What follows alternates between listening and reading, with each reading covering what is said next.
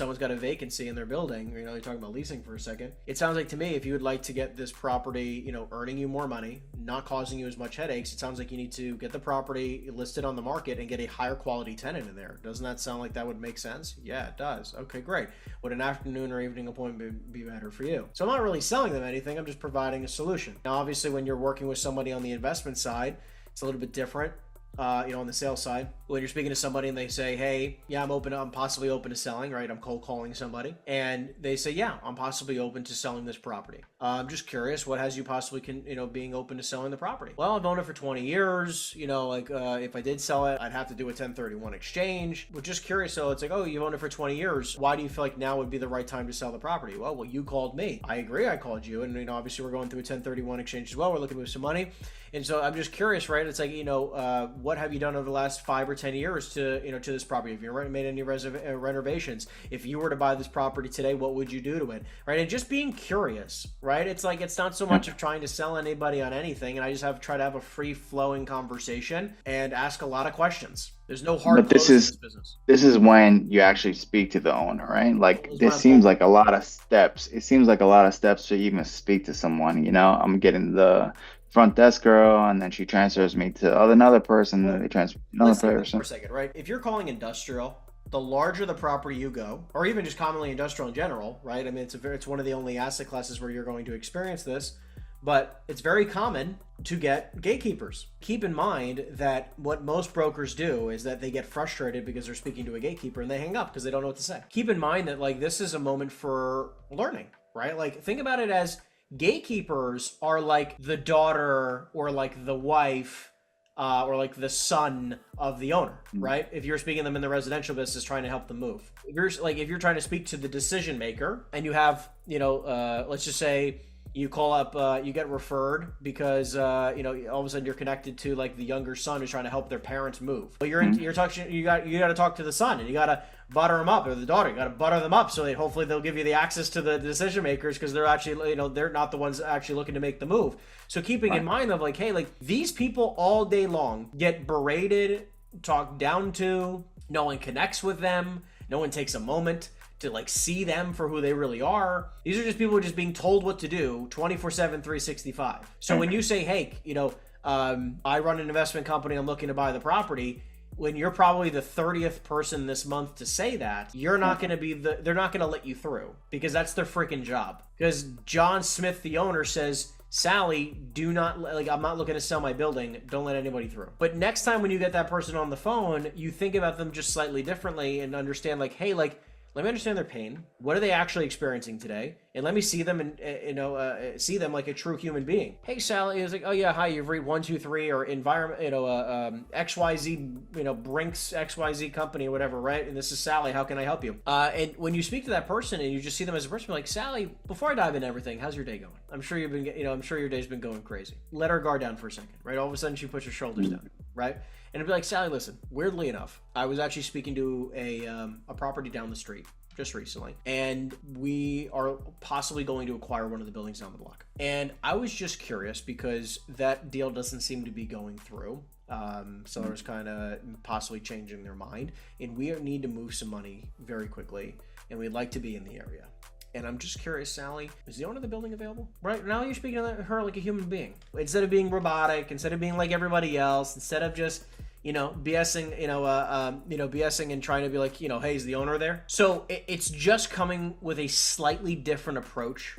It's coming up with especially with gatekeepers, really keeping in mind that that is the game, right? And the people who take a moment and learn the game and learning how to dance in the conversation and how to be friendly and kind and genuine are going to win at much higher levels than when you're just trying to get through your call. Yeah, before you just get sent to voicemail, at least that person said, well, there was a nice young man on the phone calling about your property. Yeah, then transfer them to she voicemail. Goes, well, listen, the owner's not really interested in selling. It's like, look, I fully respect that. Between you and I, if you called me or someone randomly called me on any one of my properties, I'd probably say the same thing. And I'm sure I'm not the first person to ever ask about possibly buying the building, but I'm sure I can put a number that would at least get him to remotely consider it. Do you mind if you maybe share an email or whatever whatever is the best course of action to get in touch with the individual, and maybe we can at least give them something to consider. And but it's coming about it differently, because so many people get so frustrated. So many people get like so pissy and angry on the phone with the gatekeepers, and it's like, that's not going to get you to next step. You know who they love? That's definitely not me. Walking. And guess what you can do? Next time you call them, be like, Sally, it's Henry again. How are you? You know, it's like, if you got a really, it's an interesting lead, really big lead, whatever, send flowers to her. Send like 3 flowers. Like, you know what I mean? Like a small little thing of, whatever. They don't ever get that. You know what I mean? And especially if it's a sick building, why not? Right? If you're in the area, dude, and it's 3 blocks down the street, go knock a door. Sally? Henry, how are you? Right? So we were speaking on the phone. Yeah, funny enough, it's just going a little bit out of your way, especially when you have gatekeepers, right? CoStar does a terrible job of only seemingly finding gatekeepers. Reonomy, sometimes you can actually get through to the direct owner a lot of the time. So that it's a little bit more common. It's taking notes all those every single different moment when you're speaking to an owner, asking a few extra questions. Hey man, like, look, I know you own 13 properties. I'm just curious, what kind of properties do you look for? How did you get your start in properties? Like, I'm looking to be in your position one day. Right? It's like, it's just sorry to cut you off. Do you usually ask that do they have a few minutes before you start going into these questions, or you just go straight into it? Go straight into your questions. Don't ever ask if they have time, because they never. Sorry to cut you off. They never have time for you, right? Like, especially if you're cold calling them for the first time, right? I'm not going to be like, hey John, do you have 2 minutes? Hey John, my name's Henry. Just curious, do you have a minute? If he says like, listen, I have two, like I'm busy. I'm like, listen, John, like, my name is Henry. I'm an investor in the area. All I need is 2 minutes of your time. Do you have 2 minutes? Right? And I only need 30 seconds. Do you have 30 seconds for me? And he'll be like, okay, yeah, I have 30 seconds. You know what I mean? Like, that's the only time I'll ever go into that kind of word track. But I know I keep kind of reiterating this, but like, building relationships is a lot about taking the sale and removing yourself from a sale and just stepping into the shoes, the world of the individual in front of you or that's on the other end of the phone, and just being genuine about it. I mean, think about it, dude. Like, you're gonna help somebody. We're working on deals all the time. $2 million, $5 million, $10 million, $30 million, $40, $50, $80 million, and it's like, you're not gonna just do a deal with somebody because you were the first person to call them. You might get lucky and do a deal with somebody because you offer them the most money. 9 times out of 10, the reason why we're winning deals and we're keeping deals together is because we try to go the extra mile when it comes to building a relationship. Yeah, I keep hearing that over and over and over again. Just in all the training, it's like building a relationship. Like, I don't know. I don't even know how to start working on that. I mean, I know how to meet people and go meet them and shoot the shit, bro. Of course, but like, when I feel like maybe the block for me is like, there's an element where they think I just want their sale or want something from them. It's because, and it makes me feel kind of like, if your objection in your mind is that all they think about me is that I want a sale, what do you think they're going to experience? You're putting that in their mind. So how do you overcome that where you feel like you can provide value? Do you believe you can provide value? I know nothing about industrial warehouses except from this last few weeks and the training. By the way, I respect your transparency and your honesty. I really do. Mm-hmm. Do you believe that if you teed up somebody to then speak to your broker, that you would be able to provide value to them? Absolutely. Speak from that level of conviction, okay? You're not alone. It's not just about you doing everything on your own. One day you will, just like in the moving business, right? Like but you remember doing everything by yourself, and if you don't know everything, you can't do any business. It's not like that anymore. You got a partner. Right. You got your broker, and he'll help you, and he'll guide you, and he'll do most of the talking. By the way, when I've 30 plus salespeople, dude. Do I think every single one of them can have every single bit of every part of a conversation with somebody in every inch of this business? No, absolutely not. But I can give them every bit of power and tools in their tool belt to have enough conversations to tee it up for me. So it's like, I do think I can provide value. It's just not the expertise, But it doesn't have to. But it's your combined expertise from your company. You are the representation of your company. It's not just you. Because like, think about your moving guy from the moving company, like the guy who just picks up the couches. He doesn't need to know everything, but he is a representation of the entirety of the company. That's who you are right now, and that's okay. Hey, when you're speaking to somebody, like, listen, my partner and I we can do a fantastic job for you. You need to speak from that level of conviction. My partner and I. It's not just you by yourself. Yeah, I think I need to include those terms. Yeah, my partner and I. Just say your partner. You don't have to say my broker. No one gives a shit. I have a quick random question. So when you're calling saying that you're part of an investment firm or you're the owner of the investment firm, or when the number pops up on their phone, which number do you use? Do you use your personal cell or your office line? My cell phone. Cell? And then, okay, got it. Speaking as an investor takes time to be comfortable with. I started out having this conversation saying I'm a local broker in the marketplace and I have a client who's going through a 1031 exchange. And now I've gone through enough investment deals, both personally and as a broker, where like I know the game. I am an investor first, man. Like, you know, that is how I talk about myself. I'm an investor and a broker. And so it's like when I'm talking to somebody, it even feels more comfortable for me at this moment, this juncture in my life, to say I'm an investor looking for a property, because I am. In this moment, in this juncture in your life, you're going to say I'm a local broker in the area.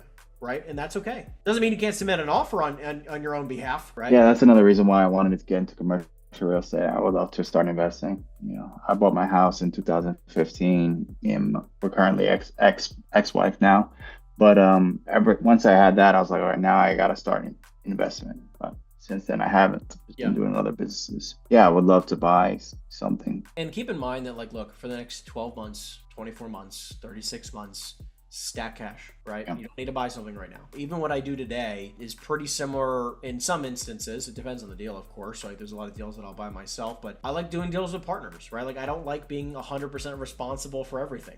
It's actually exhausting, right? So I like buying deals with partners where, you know, we'll syndicate deals. I'm part of the GP. My partners handle and dealing with the management, handle all the paperwork, handle, you know, all the BS and the nuances that occur in a property, and I don't have to remotely deal with it. I'm just a little bit smaller of a partner in the deal, but I could own a lot more real estate. So at the very beginning, I would roll my commissions into deals, and it started with single families, and now it's just grew into larger commercial deals. So instead of making a 6-figure commission, I'll take $100,000 or more, and I'll just roll it into my part of the deal. And I'll just bring the deal to my partner group, and I'll say, hey guys, like, I have this deal. Instead of taking my 6-point commission, I want to take 0 commission, and I want to roll what I would have made into the deal, so we can buy it at a cheaper price and make the deal make sense. I want a part of the GP, or I'll find somebody else that'll give it to me, or I raise the money and I have no problem buying the deal, depending on how good the deal is. But you know, so it just depends. At the very beginning of my career, it was really just a lot of stacking cash, and every single time I can get a deal, I have a separate account, I'd put money away. So it just might not be that you buy a deal in the next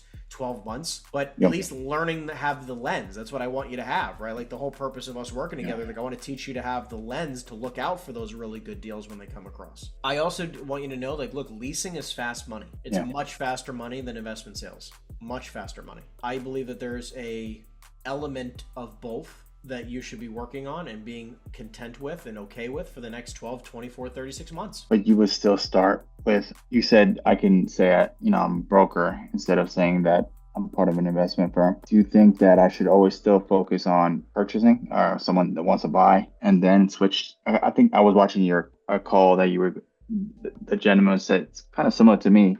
You're saying that he's doing leasing deals, and then you were like, well, start with buying deals and then seller deals, and then switch it. If that doesn't work, then go to I believe I you want to buy. Believe in that. You always prospect for sellers 100% of the time, every time. I'm not saying you ever prospect for leasing. I am saying that, like, I believe in like, you should 100% prospect for sellers first, and then you ask them questions based on how they respond, right? And you can pivot into multiple different things, right?